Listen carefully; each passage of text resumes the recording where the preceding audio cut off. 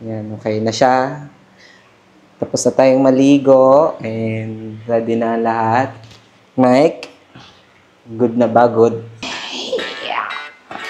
Okay na. Hi guys! It's been a while since gumawa ako ng sit-down vlog. Mostly lahat ng vlogs ko is more on lifestyle or kaganapan sa buhay. But it's time, itong sit-down vlog na to, it's all about me. Before tayo mag-start, ayan, disclaimer lang guys. So, this video is, all about me. And wala akong iba-vlog na ibang tao. I don't want to down anyone.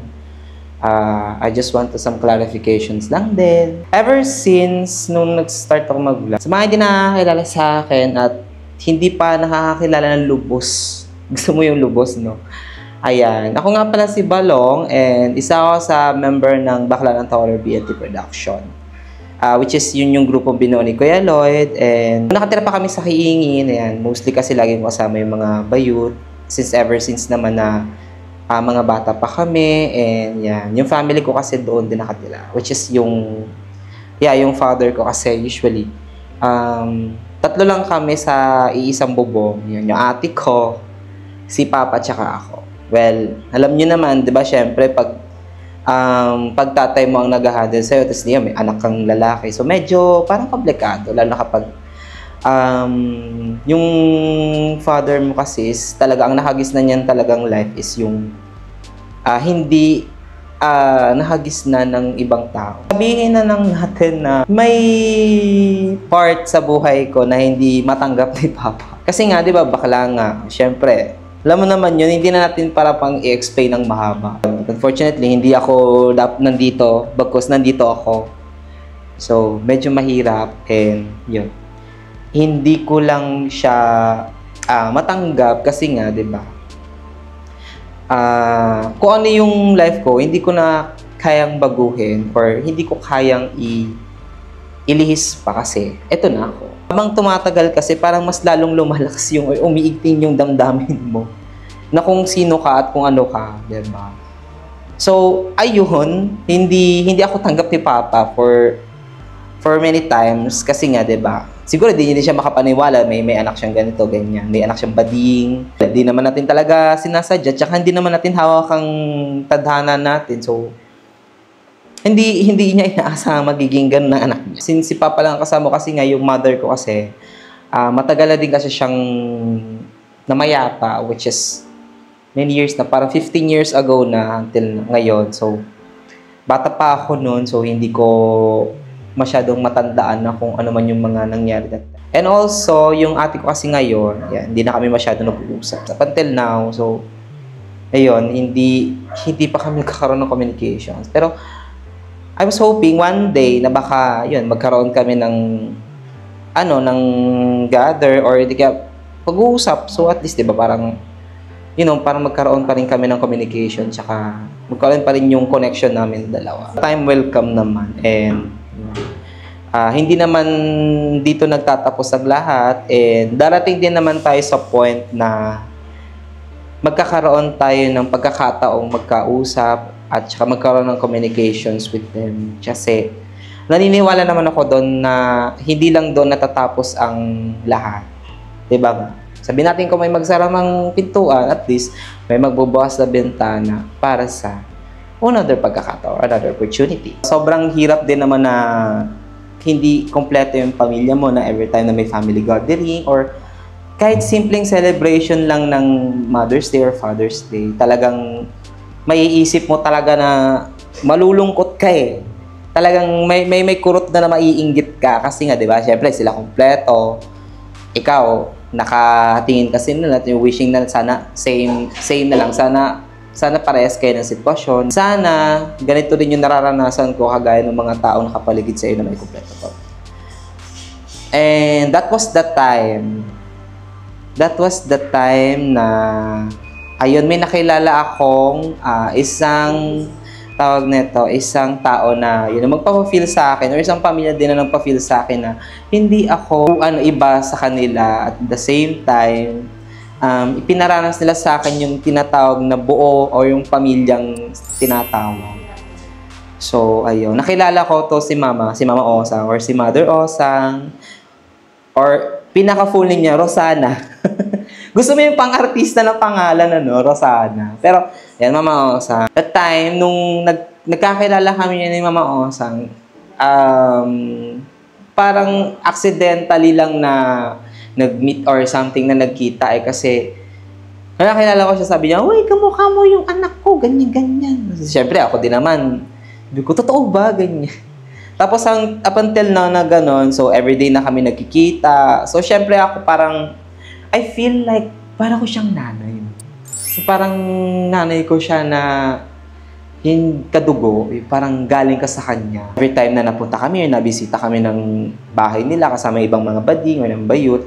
So, yan, masaasikaso. So, I think doon nag-start yung parang, yung feeling ko na, ay, ganito pala ang pakiramdam na parang pakiramdam na may magulang ka, or may nanay ka. At the same time, yung mga anak din niya, sobrang, din naman yung time na yun, parang, they care din kasi nga, parang part ka na lang din ng family nila. Hanggang sa, yun, lumaon. Nagkaroon kasi ng problem between me and my father kasi yung tatay ko kasi magkakaroon kasi siya ng decision na ikakawindang ko din that time kasi sabi ko nga ang gusto ko talaga kasi mangyari this time is kailangan kong tapusin yung education natin kasi sabi ko mahirap din kasi yung wala kang natapos yung parang ganun-ganun na lang, tapos iuwi ka sa province and then, yon. So ako, umalyad din naman ako kasi nga kailangan din. Kasi ako yung tipo ng taong mapursige. So nag-decide ako na ituloy din yung studies dito. So it's all about studies din kasi kung bakit nagkaroon ng separation. And also, respect na lang din sa tatay ko kasi yung tatay ko, hindi kami parang compatible pagdating sa sa usapin, lalo pagdating sa pagkatao ko and also sa beliefs niya. Siguro dahil din naman para makaiwas sa laging gano'n na negativity, nag-step up ako para maituloy ko yung yung dream ko, which is yun, successfully naman na natapos and ayun nga lang ang naging consequence. So I have to separate myself or parang i-distance yung sarili ko. Yeah, although medyo masakit kasi father ko pa rin naman siya. Pero kasi, nandun na tayo sa part ng parang habang tumatagal, ganun na lang ba lagi yung setup? Like parang araw-araw na lang ganito yung nangyayari, araw-araw na lang na may comparison, araw-araw na lang na dapat ipamukha sa'yo kung ano yung dapat na piliin mo, na dapat hindi yan. So, syempre, bilang respeto ko na din sa sarili ko at saka sa kanya. So, kailangan ko munang i-set aside yun at ihiwalay ang sarili ko para maiwasan din yung argue or conflict between me. So, yun yung time na nag-offer sa akin si mama na sabi niya nga, dito ka muna mag-stay na, ganyan. Sabi ko, hopefully sana kayanin ko. Ganyan. Syempre ako, bilang mahilig sumugal, mahilig itaya ang lahat. So, sinugal ko din. Sabi ko, hindi ko alam kung anong mangyayari, kung ano yung magiging kahahantungan nun. Or, basta sabi ko, pusta pati pato, ika nga. And sa awa naman ng Diyos, hindi naman ako pinabayaan, Mama Osang, kasi nga, yung family niya, masyadong caring din sila pagdating sa akin. And, ayun, doon na nagsimula yung kwento kung bakit ko sila naging pamilya for almost 10 years. Almost ba? Or almost decades na din. And guys, alam mo yung nakakatuwa dito at saka yung nakakamangha dito. Hindi sila wala silang blood related sa kahit sinong kamag-anak ko or sa kahit sinong side ko, kahit sa mother side or sa father side. So, wala sila nun. As in, wala. Ganun. Ayun, sabi nga nila, diba? Pero nagulat lang din ako. Yung pagkakataong down, yung may mga times na down ka na, merong tao or isang pagkakataon or tao na iaahon ka akapin ka sa lahat ng sa problema mo or tutulungan kang makabangon ulit. And that was the time na sila yung tumulong sa akin. Nung mga panahong hindi ko na alam kung saan ako dediretso or hindi ko na alam kung saan ako tutungo nun. Kasi anytime, 'di ba? Anytime kasi po pwede na akong pwede nang maliis ang landas ko . But hindi, parang tinulungan nila ako at they guide me naman sa kung ano yung decision ko sa life. Sobrang thankful and grateful ako dahil tinanggap nila ako sa buhay nila equally. Equally dahil they treat me kagaya din ng mga anak nila.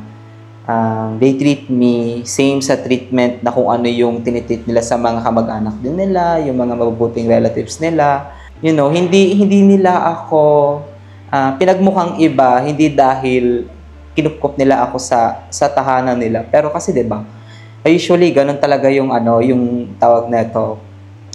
Yung ibang treatments once na inampon ka nila kasi 'di ba? Dahil nga naawa or dahil sa naawa sila sa sitwasyon mo, but sa kanila mamaosang sa pamilya nila hindi. Kasi nakikita ko na mamaosang na hindi ka Eva, anak din kita. Kahit hindi ka man galing sa akin or hindi man kita iniluwal sa mundong ito, pero sa akin anak kita. You know. Kumbaga parang masasabi ko din sa part ng life na to na bakit ganun, no? Bakit mas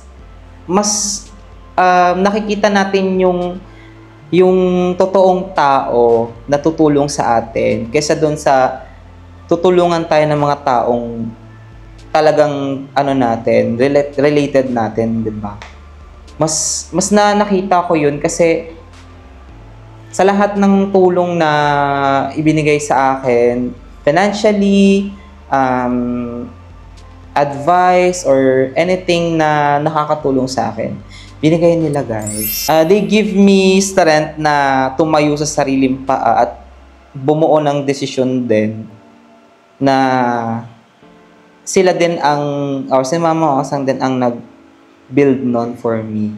Naalala ko nung graduation ko, siya ang pumunta, sa totoo lang. Wala nga lang ako picture nung graduation pic namin nung time na yon. But nag-effort kasi si Mama pumunta siya nun kasi sabi ko, graduation ka na, Ma, ganyan. And then, bigla niyang, ayun nga, siya din na nag-asikaso ng mga togas, yung mga susuotin ko before graduation. Sobrang, ang laki ng, doon, pasasalamat ko. Hindi lang dahil sa umaten siya, pero siya yung tumayong nanay din ng that time nung nandun ako. Kasi, yung iba, diba, parang, kompleto yung mga pamilya nila. Sabi ko, dumating siya, nag-text siya sa akin. Andito na ako, ganyan. Tapos, nung andun na, I feel like, sabi ko, parang si Mama lang din, nung nabubuhay pa siya. Sobrang saya at the same time, nagpapasalamat din ako na nandiyan sila sa side ko. Hindi lang si Mama, kundi yung mga nakapaligid din sa kanila. Pero, 'di ba? Ika nga, 'di ba? Minsan ang life kasi hindi naman panghabang buhay na nandiyan din sila palagi sa iyo. So, 'di ba? Dadating din yung panahon na wait lang, kailangan kong huminga. Nakakalungkot, pero kailangan kong tanggapin, yung maluwag na tanggapin din yung mga naging desisyon nila. It's about time. It's about time naman na para sa pamilya din naman din mga usap. Or yung totoong anak, yung totoong pamilya. Matagal ko din silang nakasama sa isang bubong, sa halos isang dekada na pagsasama sa isang bubong, ganon. Oh my God! Whew!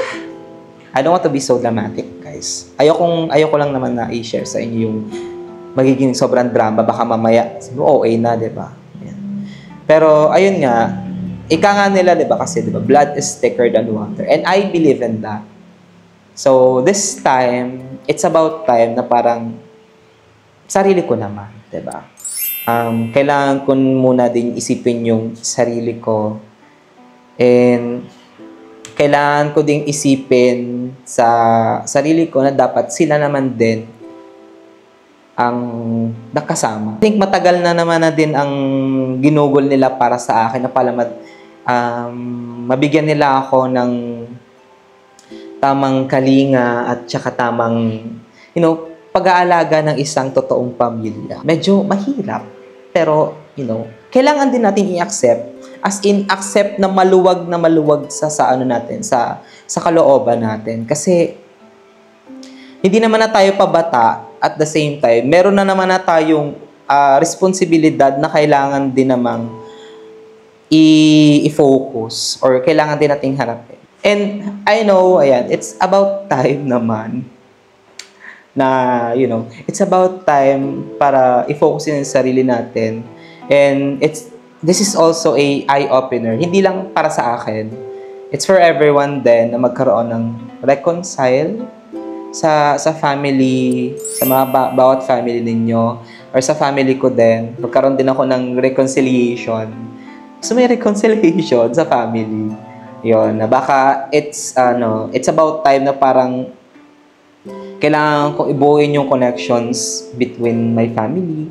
Yun, yung kadugo ko talaga, yung masasabi ko pa. Hindi siya madali. Hindi man sabihin nating madali, pero paunti-unti. Diba? Parang step by the step, ika nga. Or step by the step na mag-gain din natin yung connection or yung relationship between me and my family din. Maybe, baka makita nyo din sila one day sa vlog ko. Kasi, never akong nag-show or never ko silang pinakita sa vlog ko. Or maybe yung saglit lang, pero yung totally na kasama mo sa buong vlog, yung magkakaroon talaga ng segment na DNA, kasama si Papa or yung ate ko. Pero I know naman na medyo mahirap pa natin ma-achieve yun. Pero di ba nga, we have to trust the progress din naman.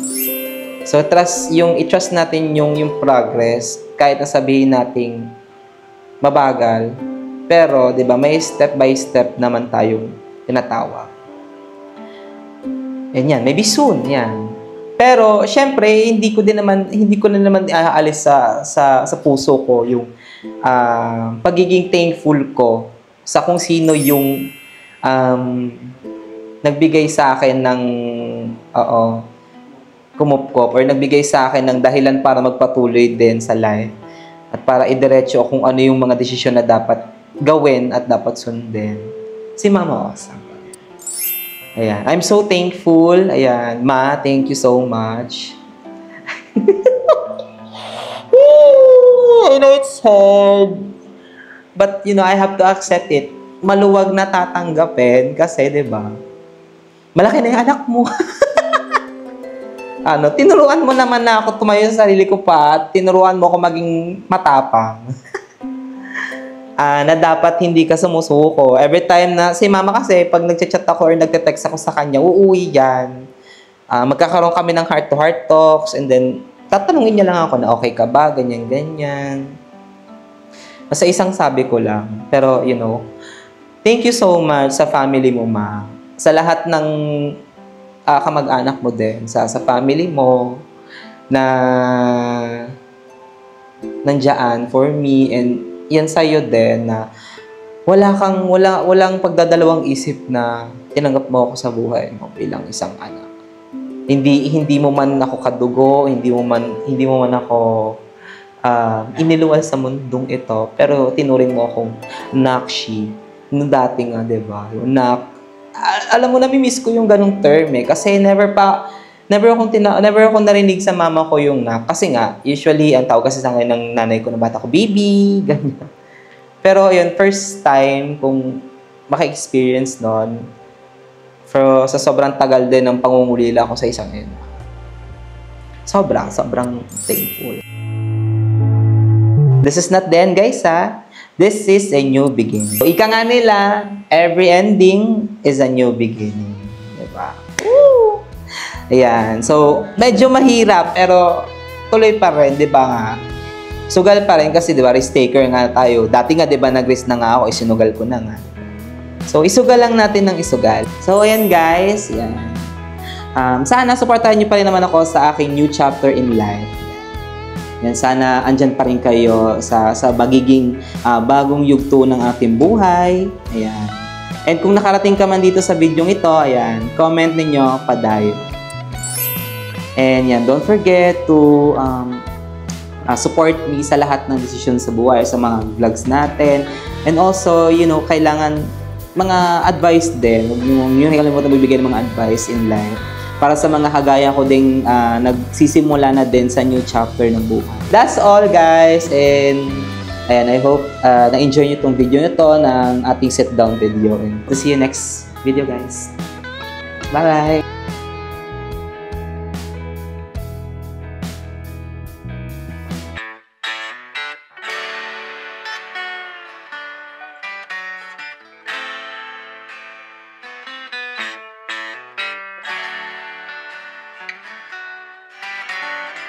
Kaya to!